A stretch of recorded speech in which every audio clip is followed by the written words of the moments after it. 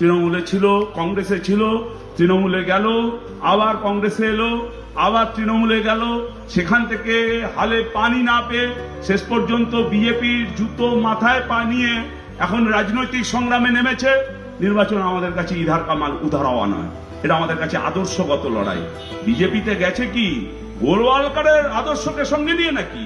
তৃণমূলের কাউন্সিলরের টিকিট পায়নি নিজের বউ, সেই রাগে বিজেপিতে চলে গেছে। আমাদের কাছে নির্বাচনটা এত সস্তার ব্যাপার নয়।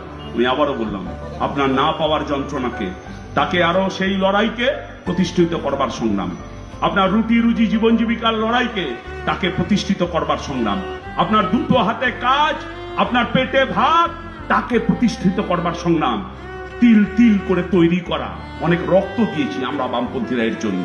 আমাদের দেশের সংবিধান, আমাদের দেশের গণতন্ত্র, আমাদের দেশের যুক্তরাষ্ট্রীয় কাঠামো, আমাদের প্রত্যেকটা মানুষের কথা বলার, মত প্রকাশের অধিকার, তাকে প্রতিষ্ঠা করবার সংগ্রাম। তৃণমূল কত খারাপ 2011 থেকে 2025 কিভাবে গোটা বাংলাকে ধ্বংস করেছে, বরানগরকে ধ্বস্ত করেছে, বিধ্বস্ত করেছে।